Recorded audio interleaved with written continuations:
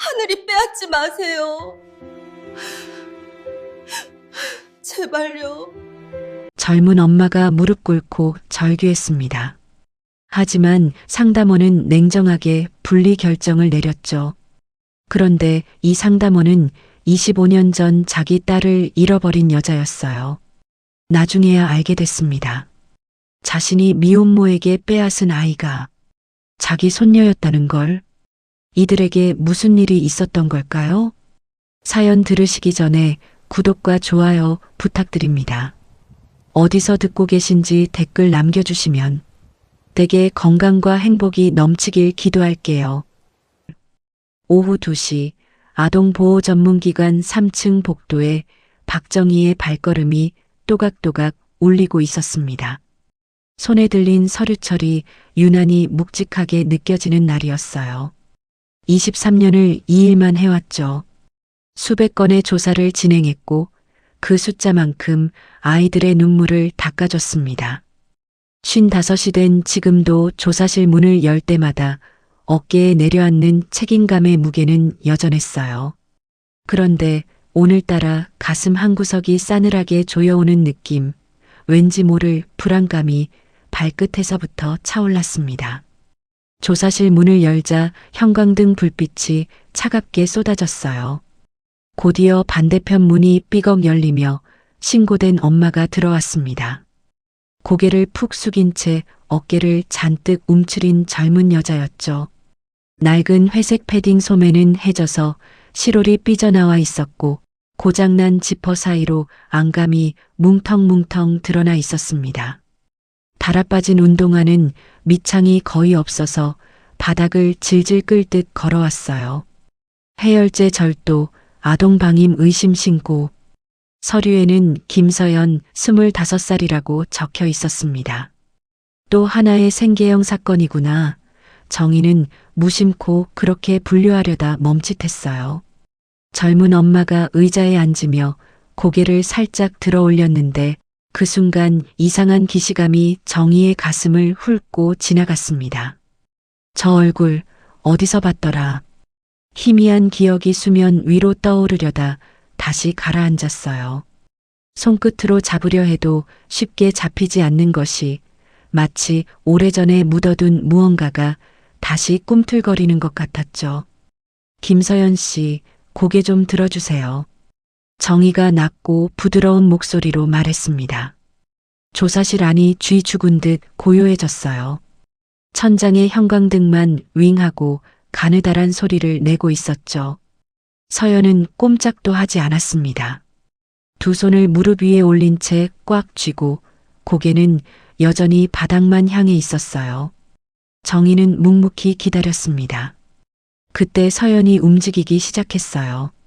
천천히, 아주 천천히 고개를 들어 올렸습니다. 먼저 각진 턱선이 보였고 그 다음 굳게 담은 입술, 오똑한 콧날, 그리고 마침내 눈이 드러났죠. 눈물 자국이 얼룩덜룩 남은 창백한 얼굴이었습니다. 뼛속까지 지쳐 보이는 그 모습이 25이라고는 도저히 믿기지 않을 정도였어요. 두려움과 절망, 그리고 체념이 뒤섞인 표정. 정희는 그 표정을 보는 순간 숨이 턱 막혔습니다. 거울 속에서 수없이 마주쳤던 얼굴이었어요.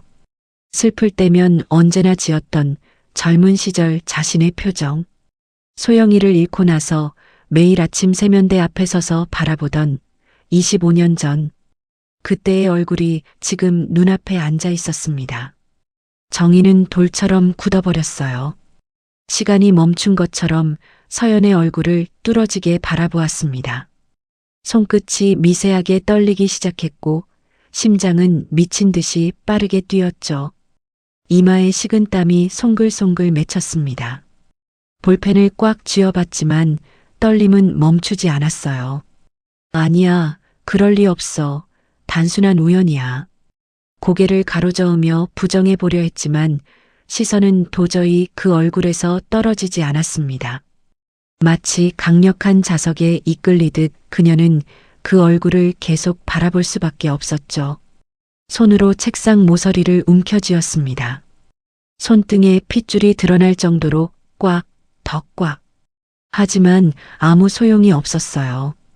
그리고 그 순간 25년 전의 기억이 폭풍처럼 밀려왔습니다. 그녀의 의식은 며칠 전 아침 출근길로 되감기듯 흘러가고 있었어요. 며칠 전 아침이었습니다. 여느 때와 다르지 않은 오전 9시, 정희는 마트 앞 골목 지름길을 택했어요. 23년째 이어온 습관이었죠. 기관까지 도보로 10분, 그 짧은 거리를 걸으며 하루를 맞이할 마음을 정리하곤 했습니다. 찬 공기가 볼을 스치고 골목 어기 분식집에서 떡볶이 냄새가 모락모락 흘러나왔어요. 어묵 국물 냄새도 섞여 있었습니다. 정희는 코트깃을 여미며 걸음을 옮겼어요. 그때 마트 유리문 앞에 누군가 서 있는 게 눈에 들어왔습니다. 아기를 업은 채 한참을 그 자리에 꼼짝 않고 서 있었어요. 분유 진열대를 바라보고 있는 것 같았습니다.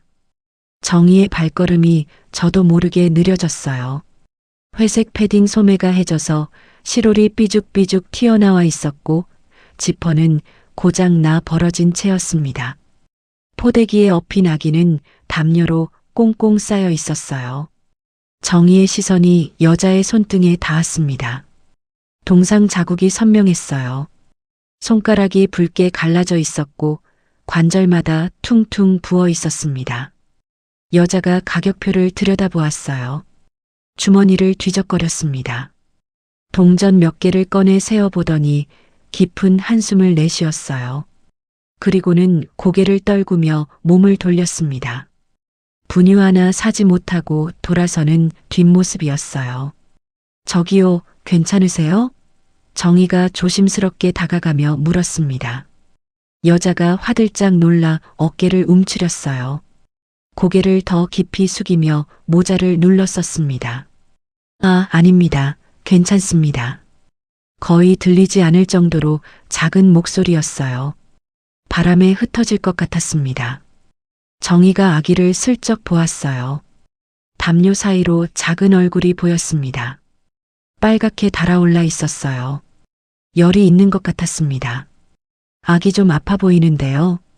한 걸음 더 다가가자 여자가 아기를 더 꽉 안으며 뒤로 물러섰어요. 온몸이 경직되는 게 느껴졌습니다. 괜찮아요. 정말 괜찮습니다.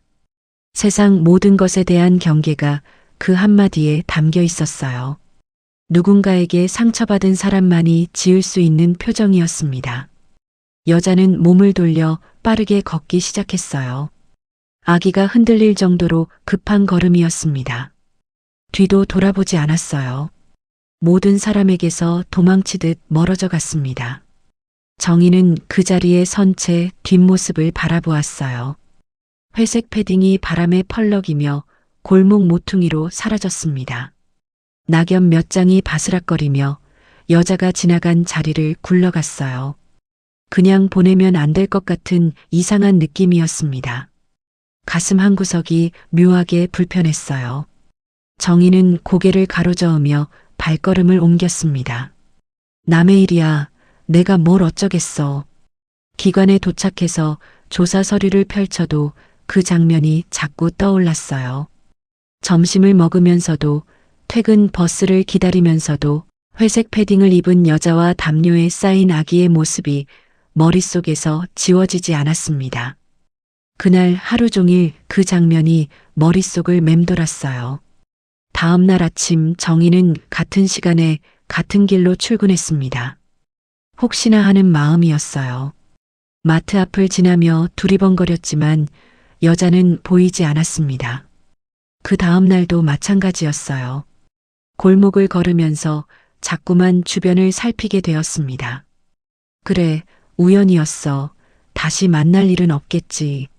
정희는 스스로를 달래며 일상으로 돌아가려 했어요. 하지만 이상하게도 그날의 기억은 쉽게 사라지지 않았습니다. 며칠 후 퇴근길이었어요. 버스 정류장 앞 편의점에 누군가 서 있었습니다. 정희의 발걸음이 멈췄어요. 너무나 익숙한 뒷모습이었습니다. 그 회색 패딩, 구부정하게 움츠린 어깨, 포대기에 엎인 아기. 틀림없이 며칠 전 그 여자였어요. 여자는 편의점 유리창에 거의 얼굴을 댈 듯이 바짝 붙어 서 있었습니다. 진열된 도시락을 하나하나 훑어보고 있었어요. 삼각김밥 앞에서 시선이 멈췄습니다. 주머니에 손을 넣었다 뺐다를 반복했어요. 침을 꿀꺽 삼키는 모습이 보였습니다. 배가 고픈 거였어요. 며칠째 제대로 못 먹은 게 분명했습니다. 정희는 자신도 모르게 편의점 안으로 들어갔어요. 어서 오세요. 점원의 인사가 울렸습니다. 정희는 진열대로 가서 삼각김밥 3개, 따뜻한 우유 2개, 컵라면 하나를 집어들었어요. 계산을 마치고 따뜻한 봉투를 받아들었습니다. 밖으로 나와 천천히 여자에게 다가갔어요. 너무 갑작스럽게 다가가면 또 도망갈 것 같았습니다. 저 며칠 전 마트 앞에서요. 정희가 최대한 부드럽게 말을 건넸어요. 여자가 또 몸을 움츠리며 뒷걸음질 쳤습니다. 모자 아래로 경계하는 눈빛이 보였어요. 기억하세요? 마트 앞에서 아기 업고 계셨던. 정희가 봉투를 조심스럽게 내밀었습니다. 이거 드세요. 방금 데운 거예요. 여자는 고개를 세차게 저었어요. 아니에요. 괜찮아요. 정말 괜찮습니다. 하지만 정희는 봉투를 거두지 않았습니다.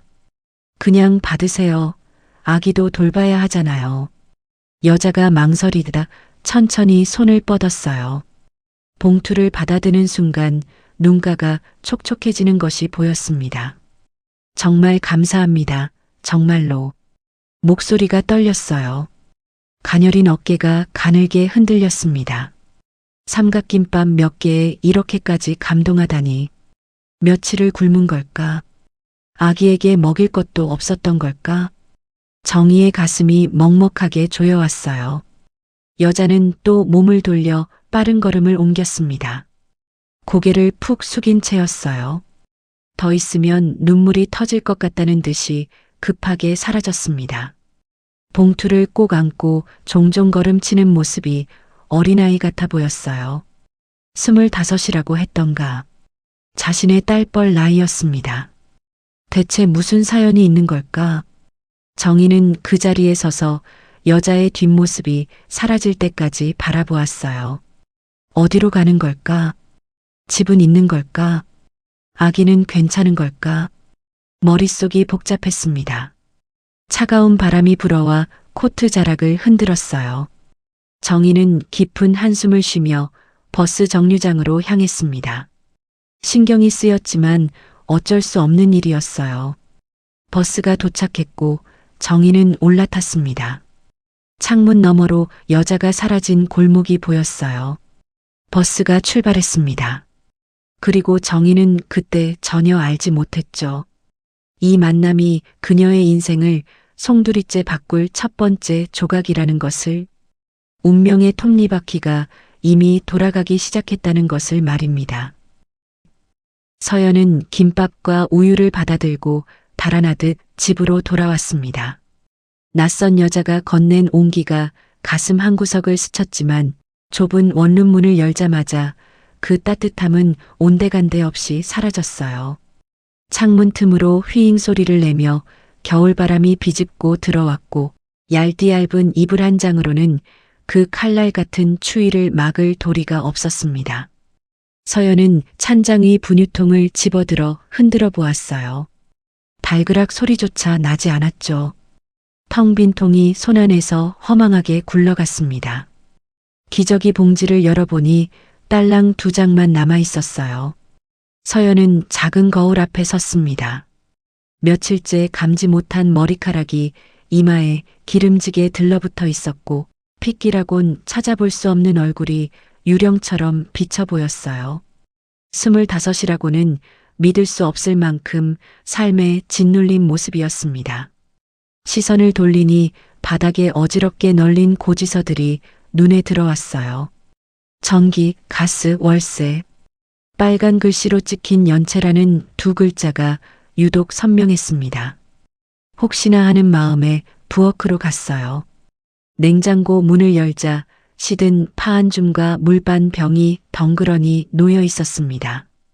그마저도 바닥이 훤히 들여다 보였죠. 이번 달 월세도 2달째 밀린 터였어요.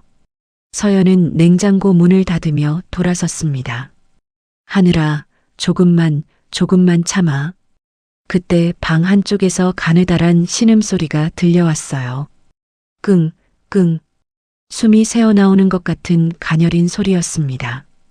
하늘이가 이불에 힘없이 기대어 있었어요. 평소라면 배고프다고 있는 힘껏 울어댔을 텐데 지금은 울 기력조차 없어 보였습니다. 서연이 다급하게 달려가 아기 얼굴을 들여다보았어요. 이마에 손을 대는 순간 숨이 턱 막혔습니다. 불덩이 같았어요. 손바닥이 데일 것처럼 열이 펄펄 끓고 있었죠. 40도는 좋게 넘을 것 같았습니다. 작은 얼굴이 새빨갛게 달아올라 있었고 입술은 바짝 말라 하얗게 갈라져 있었어요.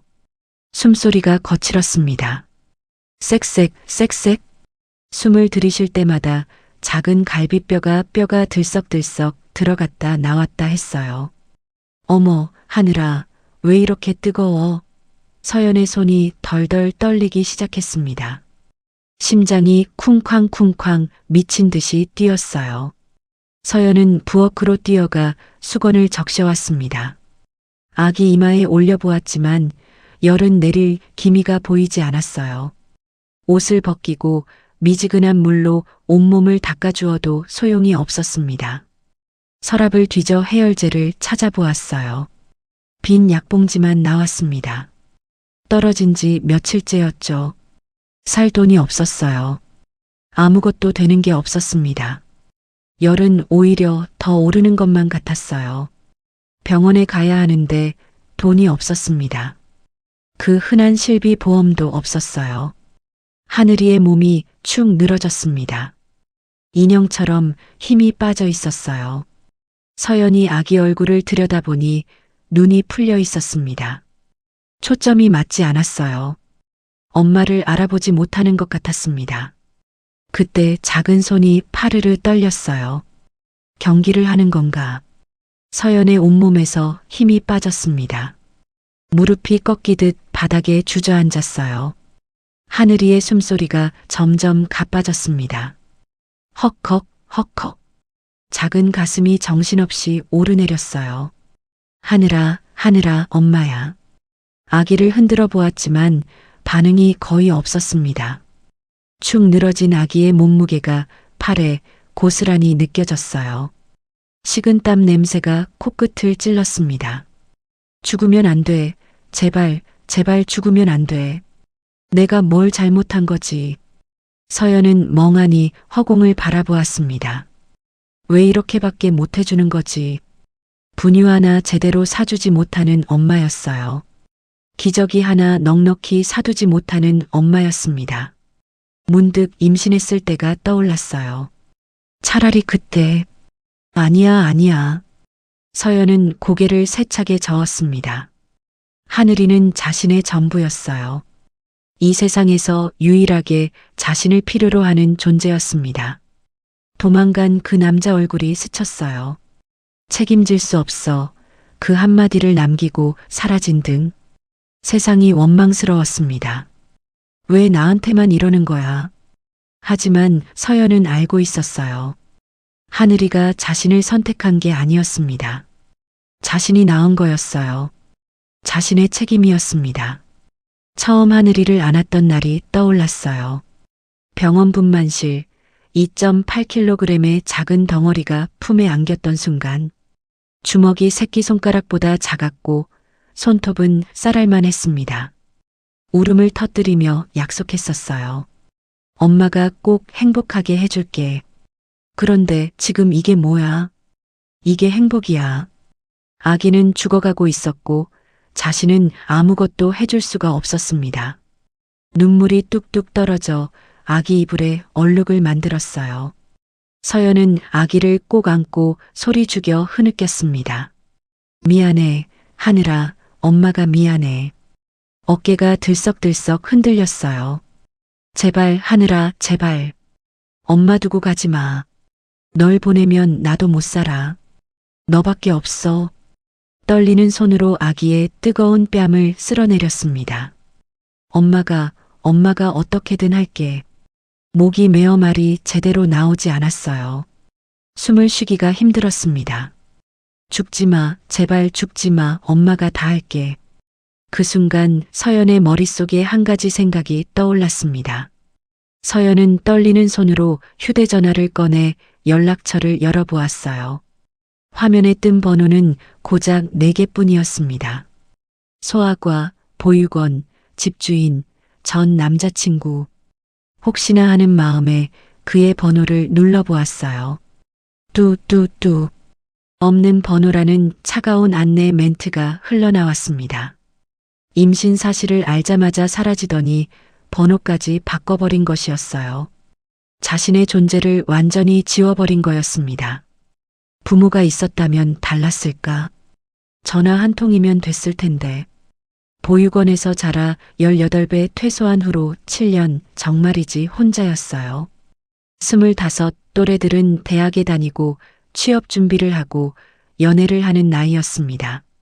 가끔 들여다보는 SNS 속 옛 보육원 동기들은 여행 사진을 올리고 맛집에서 웃고 있었어요. 다른 세상 사람들 같았습니다. 자신에게는 오직 하늘이 뿐이었어요. 하늘이도 오직 자신뿐이었습니다. 나 진짜 혼자구나. 세상에 나 하나구나. 가슴이 텅 빈 것 같았어요. 숨이 막혔습니다. 도와줄 사람은 아무도 없었어요. 스스로 해결해야 했습니다. 약국. 24시간 약국이라면 해열제가 있을 거야. 끔찍한 생각이 머릿속에서 떠나지 않았어요. 아니야, 그건 범죄야. 그러면 안 돼. 서연은 고개를 저었습니다. 하지만 돈이 없었어요. 다른 방법이 없었습니다. 경찰에 잡히면 그래도 하늘이는 살아. 내가 감옥에 가도 하늘이만 살면 돼. 엄마가 범죄자가 되는 거였어요. 그래도 아이를 살려야 했습니다. 서연은 벽장에서 낡은 포대기를 꺼냈어요. 하늘이를 업을 때 쓰는 유일한 것이었습니다. 아기를 등에 조심스럽게 업었어요. 흔들리지 않게, 놀라지 않게. 낡은 회색 패딩을 입고 모자를 깊게 눌렀었습니다. 거울에 비친 자신의 모습이 눈에 들어왔어요. 도둑의 모습이었습니다. 엄마가 나쁜 사람이 되더라도 널 살릴게. 용서해, 하늘아. 엄마가 이렇게밖에 못해서. 손이 떨렸어요. 다리가 후들거렸습니다. 하지만 멈출 순 없었습니다. 그것이 엄마라는 이름의 무게였어요. 현관문 앞에서 서연의 발이 멈췄습니다. 손잡이를 잡은 채 굳어버렸어요. 이 문을 나서면 돌아올 수 없어. 범죄자가 되는 거야. 그때 등 뒤에서 하늘이가 끙끙거렸습니다. 숨소리가 점점 더 거칠어지고 있었어요. 서연은 눈을 질끈 감고 문을 열었습니다. 찬바람이 확 밀려들었어요. 복도 형광등이 지지직 깜빡였습니다. 계단을 내려가기 시작했어요. 다리가 후들거려서 난간을 꽉 붙잡아야 했습니다. 한 칸 한 칸 무거운 발걸음이었어요. 건물 밖으로 나오자 칼바람이 뺨을 후려쳤습니다. 서연은 포대기를 여미며 하늘이가 바람을 맞지 않게 감쌌어요. 골목 가로등 불빛 아래 길고 긴 그림자가 혼자 늘어져 있었습니다.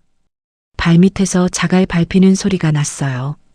어둠 속 어디선가 고양이 울음소리가 길게 울렸습니다. 큰 길로 나오니 퇴근하는 사람들로 북적였어요. 웃으며 통화하는 사람, 연인끼리 손잡고 걸어가는 사람. 저 사람들은 집에 가면 따뜻한 밥이 있겠지. 아픈 아이 걱정 따위는 안 해도 되겠지. 같은 거리였지만 다른 세상이었습니다. 서연만 혼자였어요. 나는 엄마 자격이 있는 걸까? 발걸음이 무거웠습니다. 저 멀리 약국 불빛이 보이기 시작했어요. 휘황찬란하게 빛나고 있었습니다. 심장이 빠르게 뛰기 시작했어요. 쿵쾅, 쿵쾅. 자기 심장 소리가 귀에 들릴 지경이었습니다. 입이 바짝 말랐어요. 침을 삼켜보았지만 목이 꽉 막힌 것 같았습니다. 돌아갈 수 없었어요. 이미 늦었습니다. 하늘아, 조금만 참아. 엄마가 꼭 구해올게. 손바닥에 땀이 흥건했어요.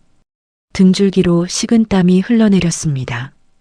약국 자동문이 윙하고 열리는 소리가 들렸어요. 따뜻한 공기가 얼굴을 스쳤습니다. 그녀의 인생을 완전히 바꿔놓을 그 순간이 다가오고 있었어요. 운명은 이미 그녀를 향해 손을 뻗고 있었습니다. 24시간 약국의 자동문이 윙하고 열렸습니다. 서연은 깊은 숨을 들이쉬며 안으로 들어섰어요. 따뜻한 공기가 온몸을 감쌌지만 오히려 몸이 더 심하게 떨렸습니다. 밝은 형광등 불빛이 눈을 찔렀어요. 카운터 뒤로 약사의 뒷모습이 보였습니다. 서연의 시선이 저도 모르게 천장으로 향했어요. CCTV의 빨간 불빛이 깜빡깜빡 거리고 있었습니다. 재빨리 고개를 돌렸어요. 자연스럽게 평범한 손님처럼 등에 업힌 하늘이의 체온이 뜨겁게 느껴졌습니다. 다행히 지쳐서 잠들어 있었어요. 심장이 쿵쿵 뛰었습니다. 약국 안에 있는 모든 사람이 자신을 쳐다보는 것 같았어요. 일반 의약품 코너로 발걸음을 옮겼습니다. 해열제 진열대 앞에 섰어요. 떨리는 손으로 어린이용 해열제를 집어들었습니다. 실업형이었어요. 이건 도둑질이야, 범죄라고. 머릿속에서 누군가 소리쳤습니다. 하지만 하늘이가 죽을 것 같아. 다른 목소리가 대답했어요. 다른 방법이 있을 거야. 다른 방법이 뭐가 있어? 머릿속이 복잡했습니다. 어지러웠어요. 서연은 기저귀 한 팩도 집어들었습니다. 등 뒤에서 하늘이가 작게 끙끙거렸어요. 열이 여전히 내리지 않은 것이었습니다. 뜨거운 체온이 등판을 통해 전해졌어요. 서연은 구석 코너로 몸을 숨겼습니다. 심장이 입 밖으로 튀어나올 것 같았어요. 낡은 청가방을 떨리는 손으로 펼쳤습니다.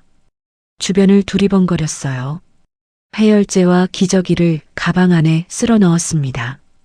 태어난 척 출구를 향해 걸음을 옮겼어요. 미안해, 하늘아. 엄마가 나쁜 사람이 되더라도 널 살릴게. 입이 바싹 말랐습니다. 다리가 후들거렸어요. 조금만 더. 자동문 센서에 불이 들어왔습니다. 문이 열리기 시작했어요. 그 순간이었습니다. 거기 잠깐요. 등 뒤에서 날카로운 목소리가 울렸어요. 서연의 발이 본능적으로 멈췄습니다. 누군가 팔을 꽉 붙잡았어요. 손님, 계산 안 하셨잖아요.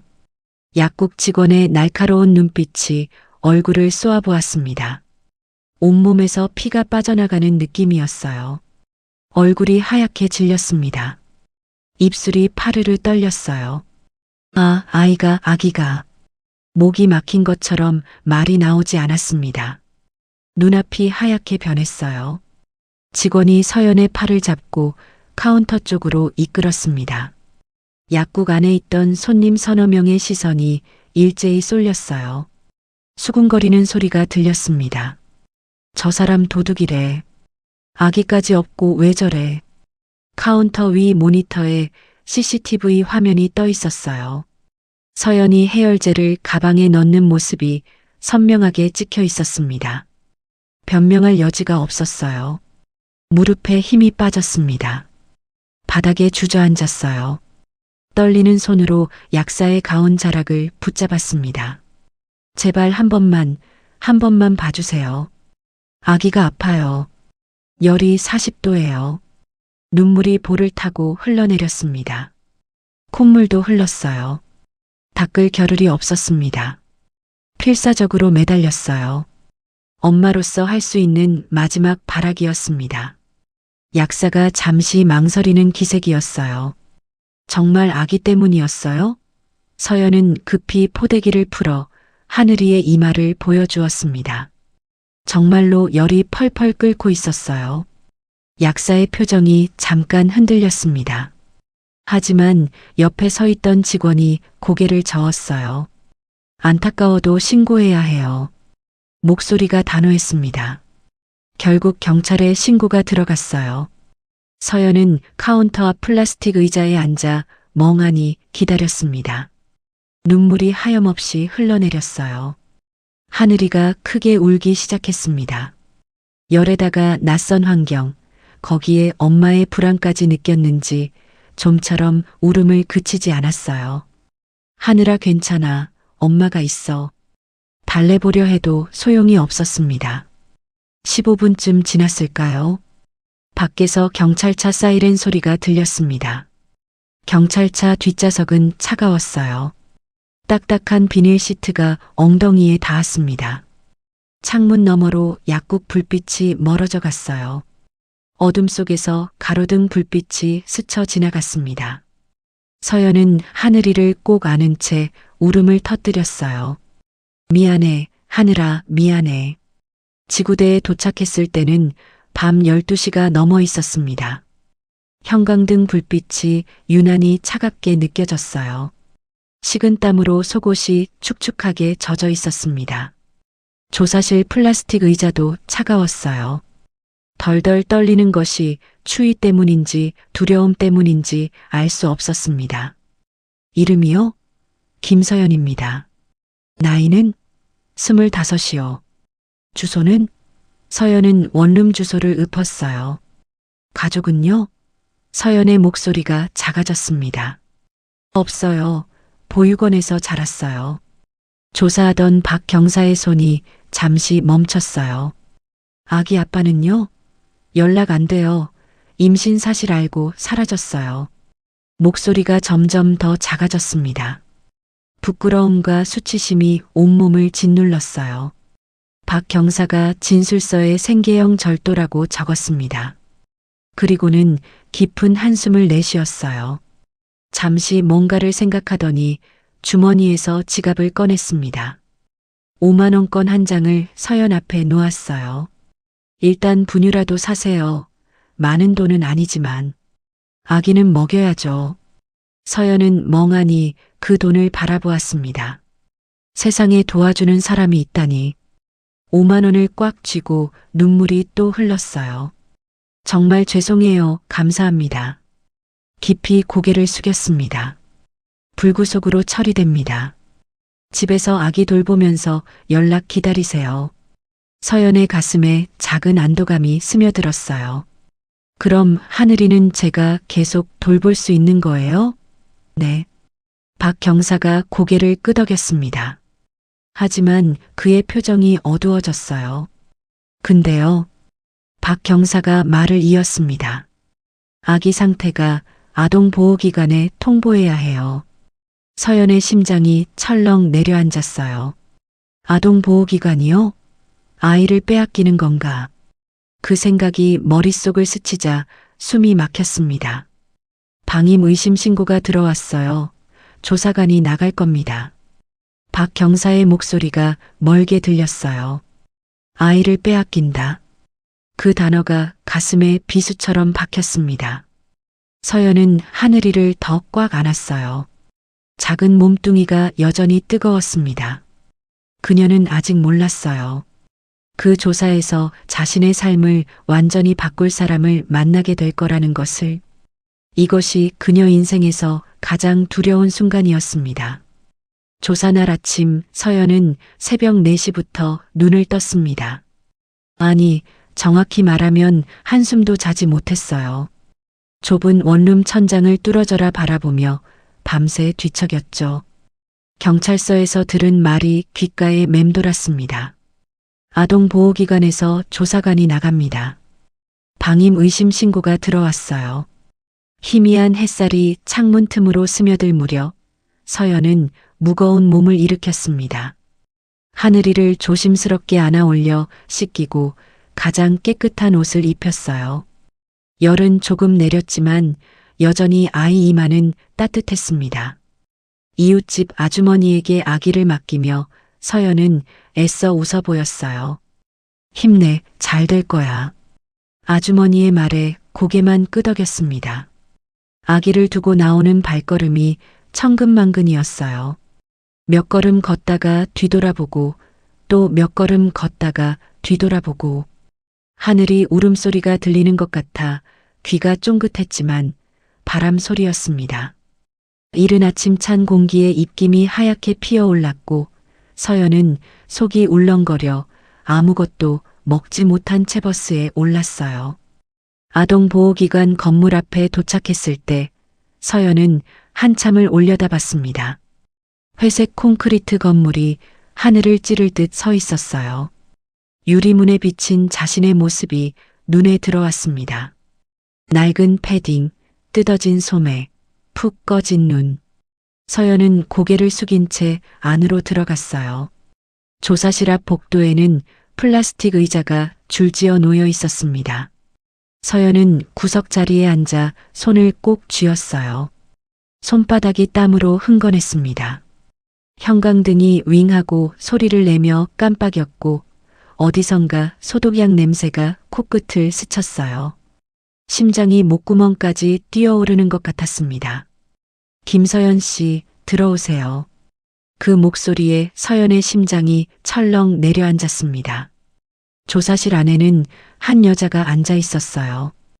50대 중반쯤 되어 보이는 단정한 블라우스를 입은 여자였습니다. 박정희, 아동보호전문기관 상담원. 23년 경력의 베테랑이었죠.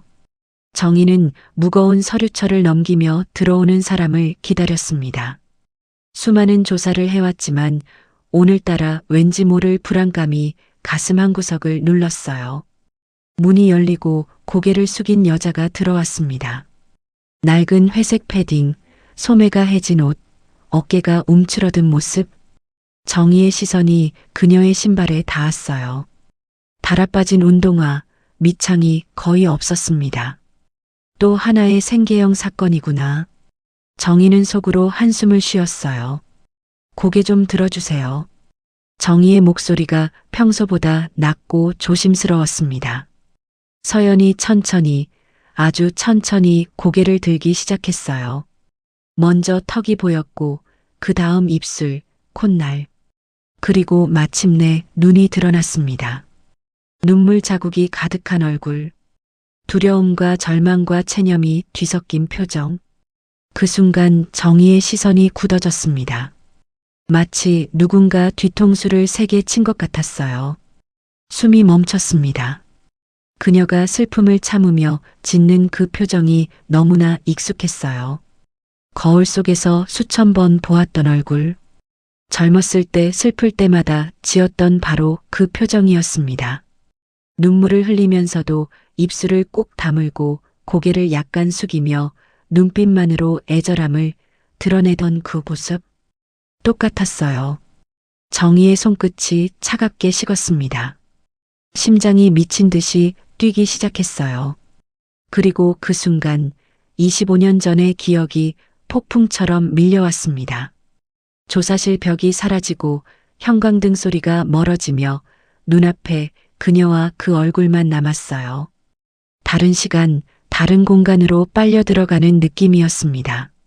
엄마, 저기 저거 봐.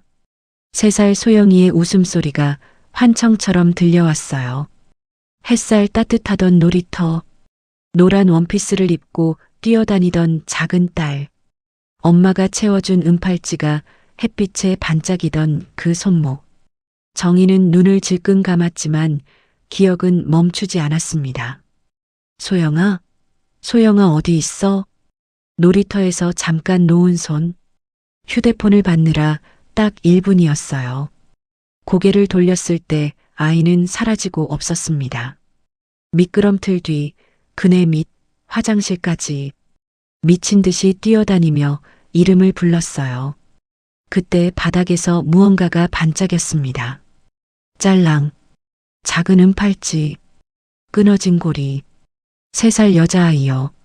노란 원피스 입고 은팔찌 차고 있었어요. 제발이요. 제발 찾아주세요. 경찰에 신고하던 그 순간 정희의 목소리는 갈기갈기 찢어졌었습니다.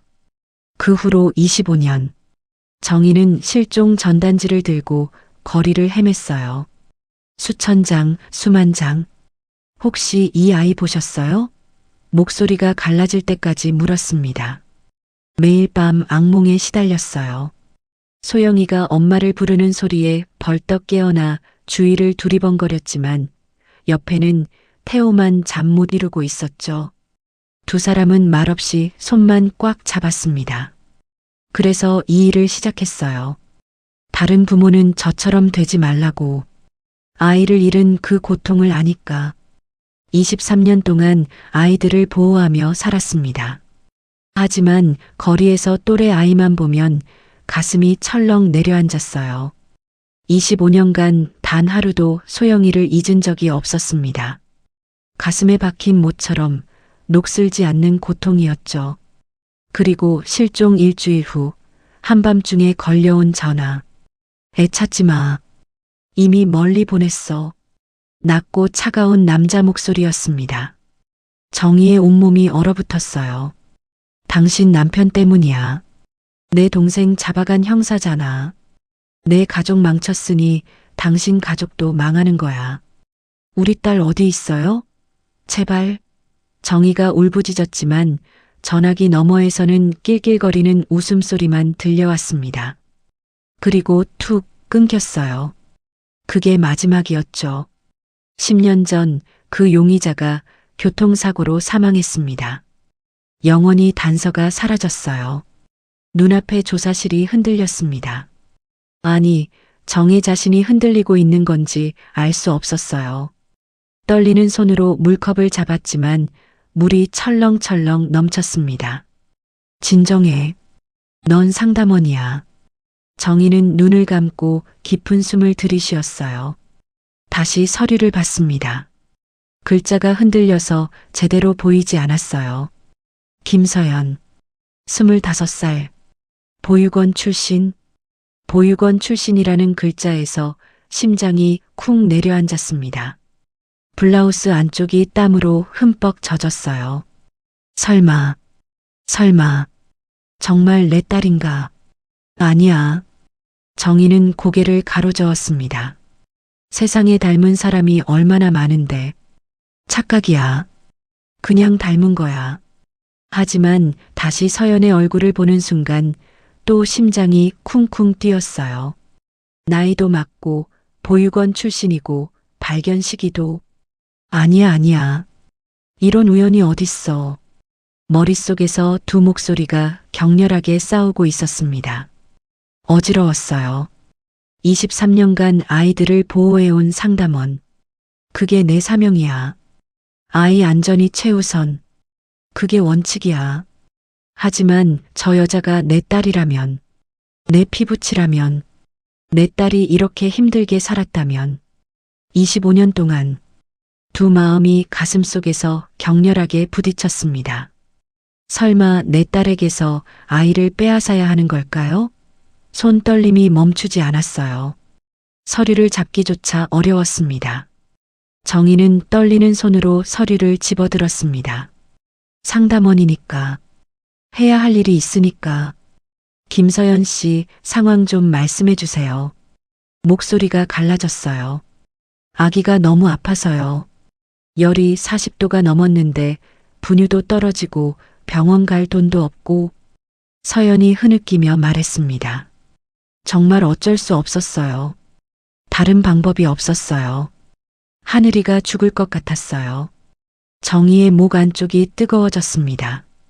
눈물을 참느라 턱이 굳었어요. 정희는 알고 있었습니다. 이제 결정을 내려야 한다는 것을. 눈을 감고 깊은 숨을 쉬었어요. 나는 상담원이야. 아이 안전이 최우선. 그게 내 일이야. 어머니 사정은 이해합니다. 목소리가 떨렸습니다. 정희는 온 힘을 다해 말을 이었어요. 하지만 아이의 안전이 최우선입니다. 아이를 임시보호소로 분리 조치하겠습니다. 그 한마디를 내뱉는데 온 힘을 다했습니다. 목소리가 자꾸 갈라졌어요. 서연의 눈이 커졌습니다. 네, 귀를 의심하는 표정이었어요. 얼굴이 하얗게 질렸고 입술이 파르르 떨렸습니다. 서연은 의자에서 벌떡 일어나더니 정희 앞에 무릎을 꿇었어요. 쿵, 무릎이 바닥에 부딪히는 소리가 조사실에 울렸습니다. 안 돼요. 제발이요. 서연이 정희의 손을 붙잡았습니다. 손톱이 정희의 손등에 박혔어요. 하늘이 빼앗지 마세요. 저 죽어도 돼요. 하늘이만 빼앗지 마세요. 그 애가 제 전부예요. 제발이요. 제발. 서연은 목 놓아 울었습니다. 콧물과 눈물이 범벅이 되어 흘러내렸어요. 조사실 문이 열리고 직원들이 들어왔습니다. 김서연 씨, 일어나세요. 양쪽에서 팔을 잡고 일으켰어요. 서연은 버둥거렸습니다. 안 돼요. 하늘이. 끌려가면서도 소리쳤어요. 절규가 복도까지 울려 퍼졌습니다. 제발요. 멀어지는 울음소리가 점점 작아지다가 쿵, 문이 닫혔습니다. 갑자기 고요해졌어요. 조사실에 정이 혼자 남았습니다. 참았던 숨이 크게 새어나왔어요. 후, 어깨에서 힘이 빠지고 고개가 떨궜습니다. 손떨림이 이제야 보였어요. 심하게 떨리고 있었습니다. 다리도 후들거려 서 있기 힘들었어요. 목 안쪽이 뜨거워지며 눈물이 차올랐습니다. 형광등이 윙 소리를 내며 깜빡였어요. 시계만 째깍째깍 흘러갔습니다. 눈에서 눈물이 뚝뚝 떨어졌습니다. 멈출 수가 없었어요. 서류 위로 떨어진 눈물이 글자를 번지게 했습니다. 정희는 의자에서 미끄러지듯 바닥에 주저앉았어요. 무릎을 꿇은 채 두 손으로 얼굴을 감쌌습니다. 바닥이 차가웠고 무릎이 시렸지만 느낄 겨를이 없었어요. 소리 죽여 울었습니다. 어깨가 들썩들썩 흔들렸어요. 23년 만에 이렇게 울었습니다. 가슴이 찢어지는 것 같았어요. 내가 방금 뭘 한 거지. 머릿속이 하얗게 변했습니다. 저 여자가 정말 소영이라면, 그 아이가 내 손녀라면, 하늘이가 나는 방금 내 손녀를 빼앗은 건가. 소영아. 입에서 저절로 새어나왔습니다. 심장이 쥐어짜이는 것 같았어요. 숨쉬기가 힘들었습니다. 확인해야 해. 반드시 확인해야 해. 그날 밤 정희는 집으로 돌아와 거실 소파에 털썩 주저앉았습니다. 코트를 벗는 손이 떨렸어요. 구두를 벗는 손도 떨렸습니다. 온몸에 힘이 빠져 있었죠. 정희야 왔어? 태호가 서재에서 나왔습니다. 아내의 얼굴을 보는 순간 말이 멈췄어요.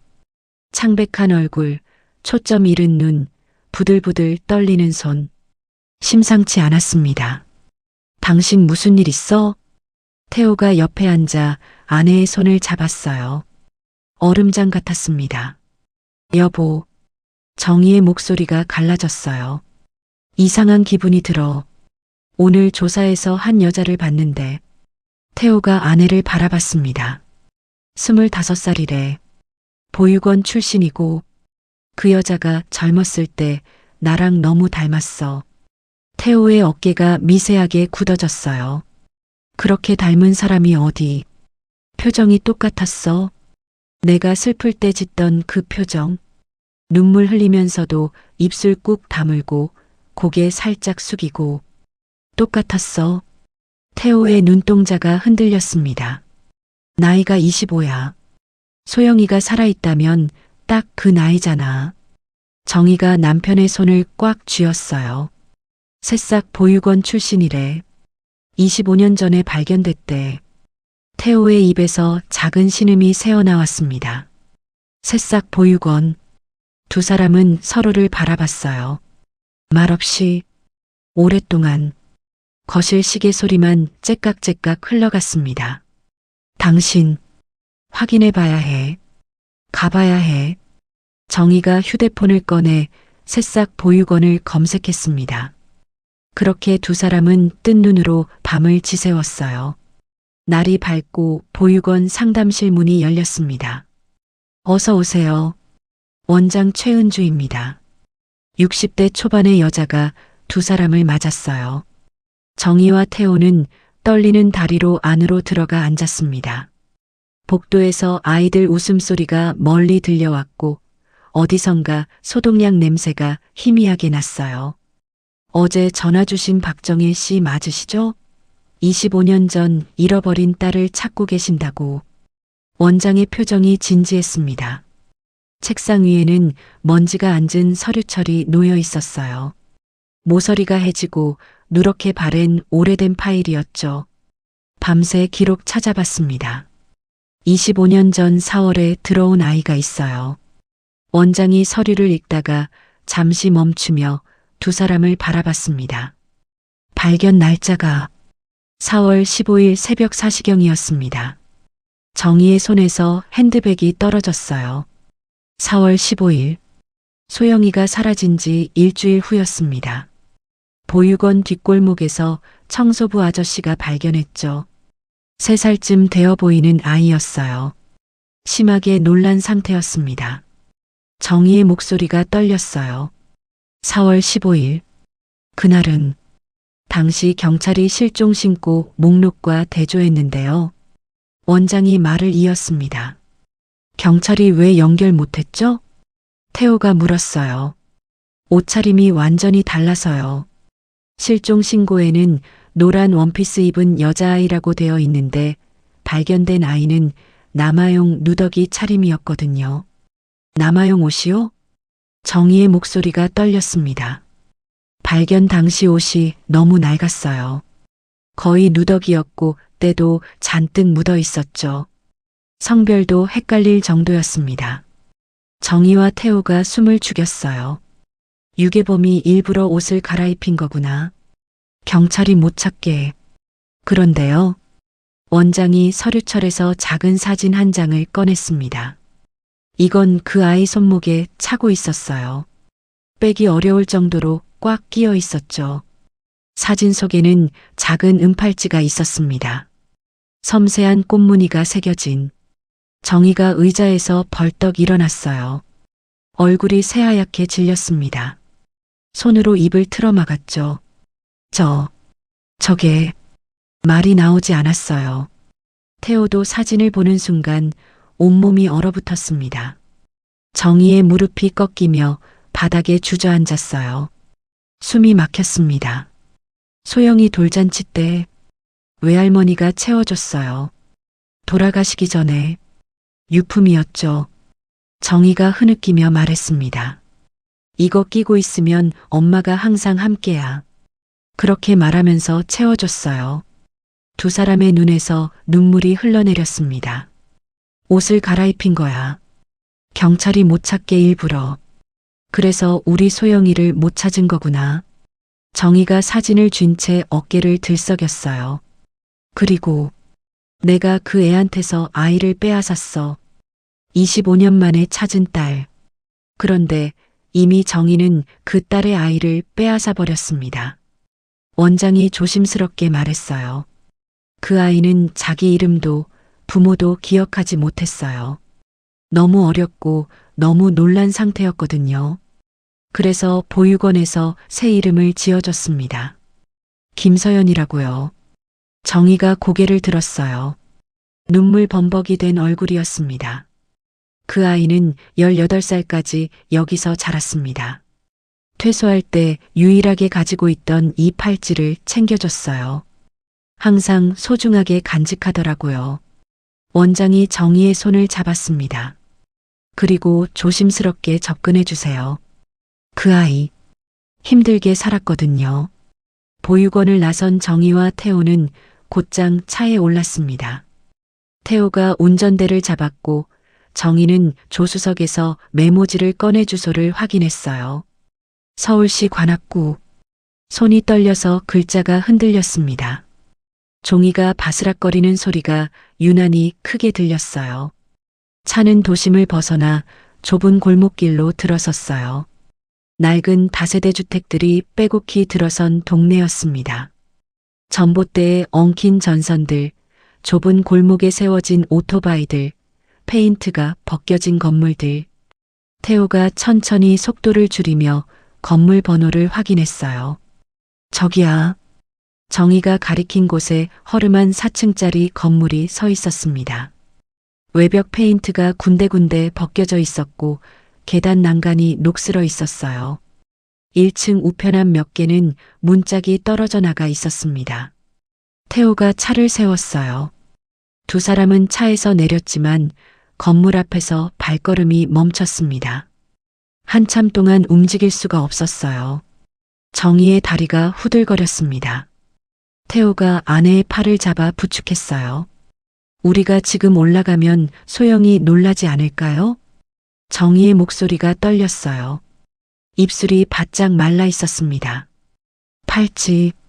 팔찌를 먼저 확인해야 해요. 그게 확실하다면 그때 모든 걸 말하자. 태호가 아내의 손을 꽉 잡았습니다. 두 손 모두 땀으로 축축했어요. 두 사람은 서로를 바라보며 고개를 끄덕였습니다. 건물 입구로 들어서자 형광등이 지직거리며 깜빡였어요. 희미한 불빛 아래 계단이 보였습니다. 페인트가 벗겨진 벽, 군데군데 갈라진 시멘트 바닥. 어디선가 음식 냄새가 희미하게 났어요. 천천히 계단을 오르기 시작했습니다. 낡은 계단이 삐걱삐걱 소리를 냈어요.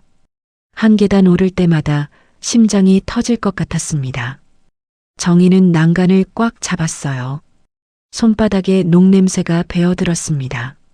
천천히 계단을 오르기 시작했습니다.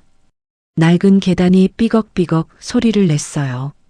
한 계단 오를 때마다 심장이 터질 것 같았습니다.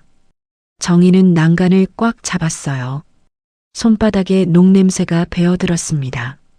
2층을 지나고 3층을 지나고 어디선가 텔레비전 소리가 희미하게 들려왔어요. 4층에 도착했을 때 숨이 가빠졌습니다. 운동 부족 때문만은 아니었어요. 복도 끝에 402호가 보였습니다. 희미한 형광등 불빛 아래 낡은 문이 서 있었어요. 문 앞에 선 순간 정희의 손이 너무 떨려서 메모지가 바닥에 떨어졌습니다. 하얀 종이가 어두운 복도 바닥에서 눈에 띄었어요. 태호가 허리를 굽혀 주어서 아내 손에 쥐어줬습니다. 두 사람의 눈이 마주쳤죠. 말은 없었지만 같은 마음이었어요. 25년이야. 25년. 정희가 입술만 달싹였습니다. 소리는 나오지 않았어요.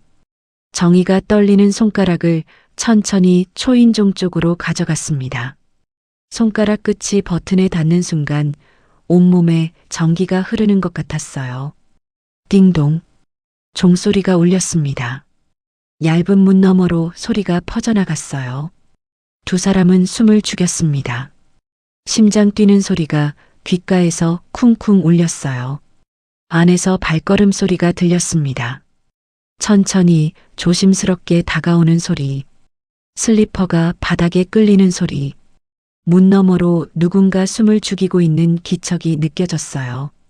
인기척을 살피는 것 같았습니다. 누구세요?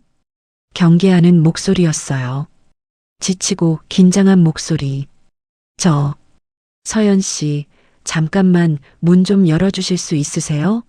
꼭 여쭤볼 게 있어서요. 정희의 목소리도 떨리고 있었습니다. 한참 동안 침묵이 흘렀어요. 문 뒤에서 망설이는 기척이 느껴졌습니다. 5초, 10초. 시간이 멈춘 것 같았어요. 그리고 철컥, 잠금장치 풀리는 소리가 났습니다. 문이 조금씩 열렸어요. 틈 사이로 서연의 얼굴이 보였습니다. 며칠 사이에 더 야윈 것 같았어요. 눈 밑에 다크서클이 짙게 내려앉아 있었습니다. 경계심 가득한 눈빛으로 두 사람을 바라보던 서연은 순간 눈이 커졌어요. 상담원님? 놀란 목소리였습니다. 자신에게 아이 분리 결정을 내린 그 사람이 왜 여기 있는 걸까요? 서연은 한 발짝 뒤로 물러섰어요. 얼굴이 굳어졌습니다. 또 무슨 일이에요? 하늘이 괜찮은 거예요? 목소리가 떨렸습니다. 두 손을 꼭 쥐었어요. 손톱이 손바닥에 파고들었습니다. 정희는 그 순간 숨이 멈추는 것 같았어요. 더 가까이서 보니 더 확실했습니다. 젊은 시절 자신의 얼굴, 슬플 때 짓던 그 표정, 눈물을 참으며 입술을 꾹 다무는 그 모습, 똑같았어요. 정희의 눈에 눈물이 차올랐습니다. 정희는 떨리는 손으로 가방을 열었어요. 지퍼가 걸려서 한참을 헤맸습니다. 그 안에서 보육원에서 받은 사진을 조심스럽게 꺼냈어요. 이상한 부탁 드리러 왔어요. 혹시 이런 팔찌 가지고 계신가요? 서연이 사진을 보는 순간 눈이 더 커졌습니다. 크게 숨을 들이쉬었어요. 얼굴이 창백해졌고 입술이 파르르 떨렸습니다. 이게 어떻게... 서연의 목소리가 갈라졌어요. 사진을 뚫어지게 바라봤습니다. 서연은 말없이 안으로 들어갔어요. 문이 반쯤 열린 채로 남겨졌습니다. 정희와 태호는 복도에서 서로의 손을 꽉 잡았어요. 두 사람 모두 호흡이 가빠졌습니다. 정희의 눈에서는 이미 눈물이 흘러내리고 있었죠. 제발. 정희가 중얼거렸어요. 기도하듯이 안에서 서랍 여닫는 소리가 들렸습니다. 무언가 뒤지는 소리. 3분쯤 지났을까요? 발걸음 소리가 다시 가까워졌어요. 문이 다시 열렸습니다. 서연의 손에는 작은 은팔찌가 들려 있었어요. 오래되어 약간 변색되었지만 섬세한 꽃무늬가 그대로였습니다. 햇빛에 반짝이던 그 꽃무늬. 25년 전 소영이 손목에서 보았던 바로 그것. 이건 제 유일한 유품이에요. 단 하나 남은. 서연의 목소리가 떨렸습니다. 그 순간 정희의 무릎이 꺾였어요. 다리에서 힘이 빠지며 바닥에 주저앉았습니다.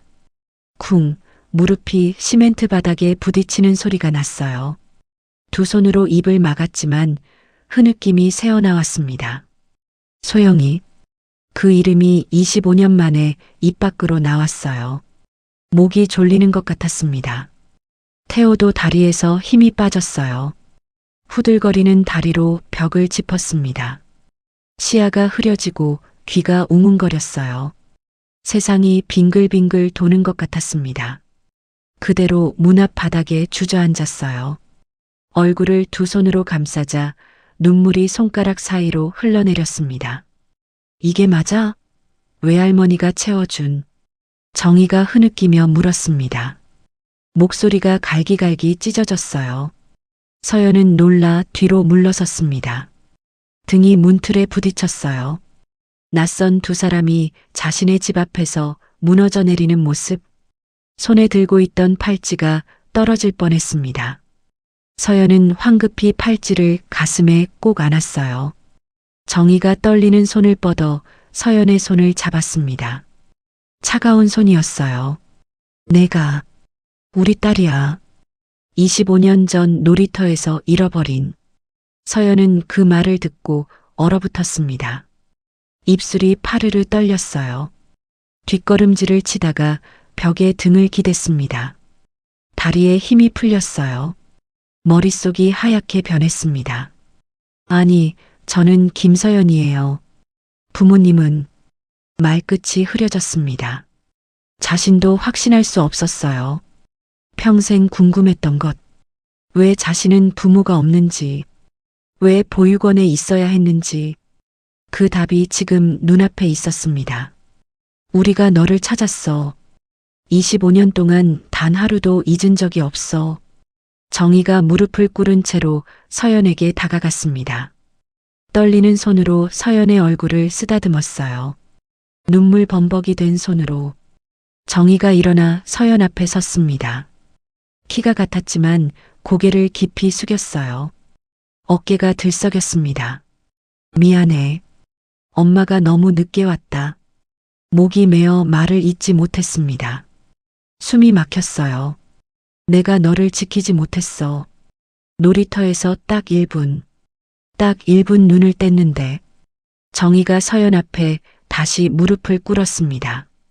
이마가 바닥에 닿을 듯 깊이 숙였어요. 그리고 내가 내 아이까지 빼앗았어. 그 말에 서연의 눈이 커졌습니다. 상담원이, 자신의 엄마가 자신에게서 하늘이를 빼앗은 사람이, 너도 하늘이도 내가 다 지키지 못했어. 정희의 어깨가 들썩였어요. 온몸이 떨렸습니다. 25년간 품어온 절망이 터져 나오는 것 같았어요. 23년간 아이들을 보호해온 상담원. 법정에서 한 번도 눈물을 보이지 않았을 그녀가 지금은 아이처럼 울고 있었습니다. 딸을 지키지 못했어. 손녀도 빼앗았어. 나는 뭘 한 거야. 정희가 바닥을 손으로 짚으며 흐느꼈습니다. 손톱이 시멘트에 긁혔어요. 서연이 고개를 세게 저으며 정희 앞에 무릎을 꿇었습니다. 정희의 손을 꽉 잡았어요. 아니에요. 상담원님은 일하신 거잖아요. 서연의 목소리도 떨렸습니다. 눈에서 눈물이 흘러내렸어요. 잘못한 건 저예요. 제가 돈이 없어서, 제가 해열제도 못 사줘서, 저 때문에 하늘이가. 정희가 서연을 껴안았습니다. 꽉 놓치지 않으려는 것처럼. 25년 만에 안아보는 딸. 너무 말랐어요. 뼈가 만져졌습니다. 내가 그런 상황 안 만들었어야 했는데, 지켜줬어야 했는데, 지키지 못했어. 내가. 정희가 같은 말을 반복했어요. 주문처럼. 서연의 눈에서도 눈물이 멈추지 않았습니다. 가슴이 미어지는 것 같았어요. 숨을 쉴 수가 없었습니다. 저는 평생 혼자인 줄 알았어요. 목이 메어 말을 잇지 못했습니다. 서연은 정희 품에 안긴 채로 흐느꼈어요. 부모님이 저를 버린 줄 알았어요. 제가 뭘 잘못해서 버려진 줄 알았어요. 서연의 어깨가 들썩였습니다. 왜 저만 혼자인지 항상 궁금했어요. 명절 때 다른 친구들은 가족이 데리러 왔는데 저는 혼자 남아 있었거든요. 추석에도 설날에도 어린이날에도 항상 혼자였어요. 서연이 그대로 바닥에 주저앉았습니다. 무릎에 힘이 풀렸어요. 밤마다 기도했어요. 엄마가 데리러 와주세요. 제발. 근데 아무도 안 왔어요. 18년 동안 정희의 가슴이 찢어지는 것 같았습니다. 숨을 쉴 수가 없었어요. 미안해. 엄마가 미안해. 같은 말밖에 나오지 않았습니다. 태호가 옆으로 다가와 두 사람을 껴안았어요. 세 사람이 복도 바닥에 엉켜 울었습니다. 버린 게 아니야. 절대 아니야. 태호의 목소리도 갈라졌어요. 누가 널 데려갔어. 우리는 미친 듯이 찾았어. 25년 동안 단 하루도. 세 사람은 현관 앞에서 서로를 껴안고 울었습니다. 복도 형광등이 지직거리며 깜빡였어요. 지나가던 이웃이 계단에서 멈춰 이상한 눈빛으로 쳐다봤지만 아무도 신경 쓰지 않았습니다. 아무 소리도 들리지 않았어요. 세상에 세 사람만 남은 것 같았습니다. 한참을 울었어요. 얼마나 지났는지 몰랐습니다. 정희가 눈물을 닦으며 서연의 얼굴을 두 손으로 감쌌어요. 하늘이 데려올게. 내가 다시. 서연이 고개를 들었습니다. 눈물 범벅이 된 얼굴이었어요. 우리 손녀. 내가 지켜줄게. 이번엔 반드시. 너도 하늘이도. 서연의 입술이 떨렸습니다. 평생 불러보지 못한 그 말. 입안에서 맴돌았어요. 그리고 처음으로 그 말이 나왔습니다. 엄마. 진짜 엄마예요? 정희가 서연을 더 꽉 껴안았습니다. 놓치지 않으려는 것처럼. 그래. 엄마야. 이제 다시는 안 놓아. 절대로. 잃어버렸던 딸을 찾았고 빼앗았던 손녀를 돌려줄 수 있게 됐죠. 우리 이제 같이 살자. 그리고 하늘이도. 며칠이 지났습니다. 아동보호기관 앞에 정희와 태호, 서연이 서 있었어요. 서연의 손이 떨리고 있었습니다. 정희가 그 손을 꽉 잡았어요. 내가 직접 절차 밟았어. 오늘 데려올 수 있어. 정희가 말했습니다. 목소리가 떨렸어요. 며칠 전 자신이 분리 결정을 내렸던 그 건물. 이제 그 결정을 되돌리러 온 거였죠. 세 사람이 안으로 들어갔습니다. 정희가 접수처에서 서류를 제출했어요. 분리보호 취소 요청합니다. 가정환경이 개선되었고 보호자가 확보되었습니다. 직원이 서류를 확인하며 고개를 끄덕였어요. 잠시만 기다려주세요. 기다리는 시간이 영원처럼 느껴졌습니다.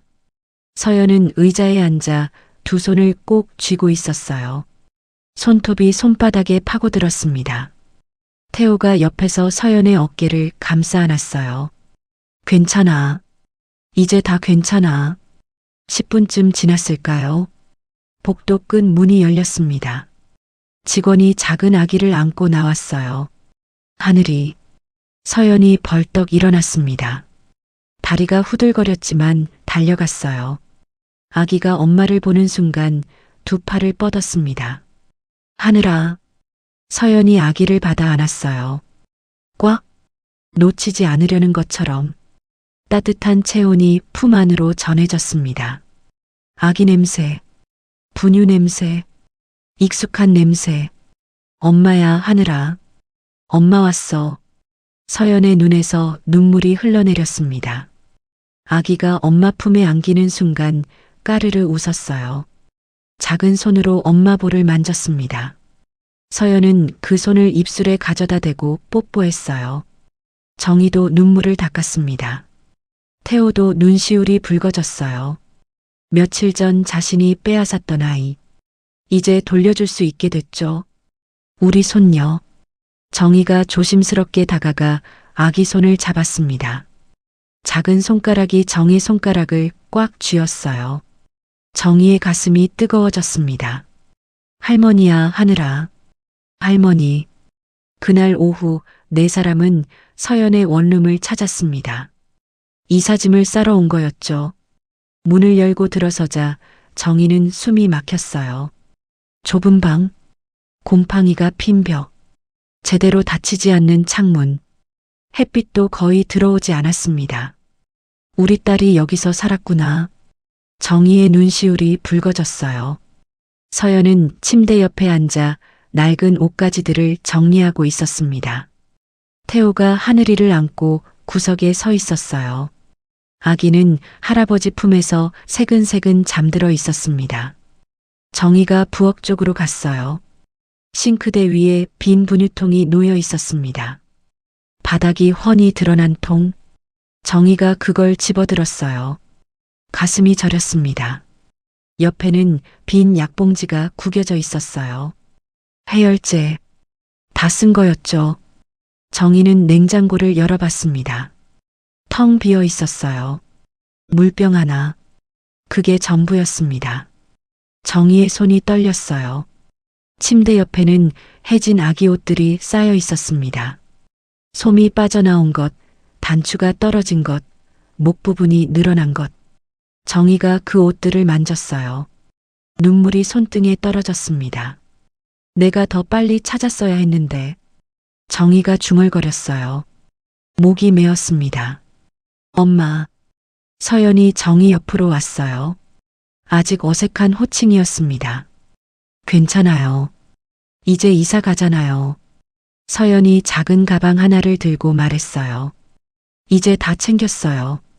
정희는 그 가방을 봤습니다. 손바닥만 한 가방. 옷 몇 벌, 팔찌 하나, 아기 물건 조금. 그게 서연이 가진 전부였어요. 정희의 가슴이 찢어지는 것 같았습니다. 차는 30분쯤 달렸습니다. 도심을 벗어나 한적한 주택가로 들어섰어요. 나무들이 늘어선 조용한 골목. 원룸 동네와는 완전히 달랐습니다. 도착했어. 태호가 시동을 끄며 말했어요. 서연은 차에서 내려 집을 올려다봤습니다. 2층짜리 단독주택이었어요.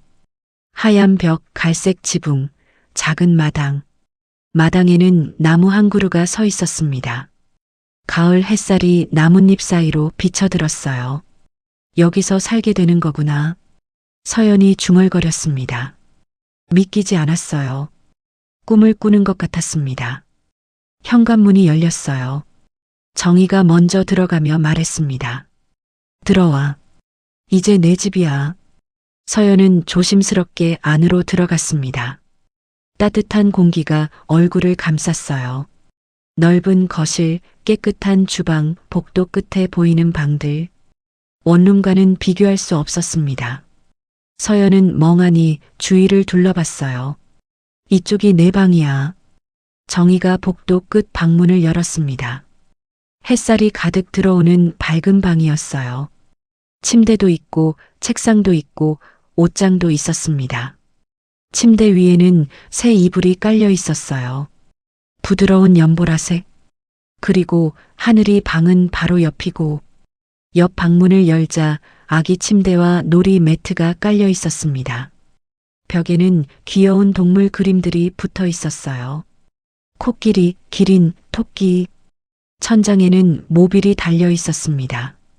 서연은 그 모습을 보고 눈물이 핑 돌았어요. 이 모든 게 저희를 위한 거예요? 당연하지. 정희가 웃으며 말했습니다. 며칠 전에 급하게 준비했어. 마음에 들어? 서연은 고개를 끄덕이며 눈물을 닦았어요. 네. 너무 좋아요. 너무. 말을 잇지 못했습니다. 목이 메었어요. 배고프지? 밥 먹자. 정희가 주방으로 가며 말했습니다. 이미 준비해둔 음식들이 있었어요. 따뜻한 된장찌개, 갓 지은 밥, 계란말이, 시금치나물, 김치. 식탁에 음식을 차려놓자 김이 모락모락 올라왔습니다. 구수한 된장 냄새가 집안을 채웠어요. 네 사람이 식탁에 앉았습니다. 하늘이는 아기 의자에 앉았어요. 정희가 서연 그릇에 밥을 담아줬습니다. 수북하게. 그리고 국을 떠서 앞에 놓았어요. 앞으로 매일 이렇게 먹자. 엄마가 해줄게. 정희가 말했습니다. 목소리가 떨렸어요. 서연은 숟가락을 들어 국을 한 모금 마셨습니다. 따뜻한 국물이 목을 타고 내려갔어요. 된장 맛, 두부 맛, 배추 맛, 혀끝에서 감칠맛이 퍼졌습니다. 이런 밥은 처음이에요. 서연의 눈에서 눈물이 흘러내렸습니다. 숟가락을 든 채로 울었어요. 이렇게 따뜻한 건. 그 말에 정희의 가슴이 찢어지는 것 같았습니다. 태호도 숟가락을 내려놓았어요. 눈시울이 붉어졌습니다. 미안해. 정말 미안해. 정희가 말했어요. 목이 메었습니다. 아니에요. 서연이 고개를 저으며 웃었습니다. 눈물 범벅이 된 얼굴로. 이제 먹을 수 있으니까요. 그걸로 됐어요. 네 사람은 조용히 밥을 먹었습니다. 말은 많지 않았지만 마음은 통하고 있었어요. 숟가락 부딪히는 소리, 국물 마시는 소리, 아기가 옹알이하는 소리. 그게 전부였습니다. 하지만 그 소리들이 세상에서 가장 따뜻하게 느껴졌어요. 며칠이 더 지났습니다. 하늘이 얼굴에 생기가 돌기 시작했어요. 원룸에서 열에 시달리며 축 늘어져 있던 아기. 이제는 까르르 웃으며 손발을 흔들었습니다. 볼에 살이 올랐어요. 눈빛이 맑아졌습니다.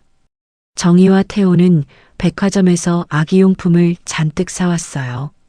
딸랑이, 인형, 블록, 그림책. 포장도 뜯기 전에 거실 바닥에 쏟아놓았습니다.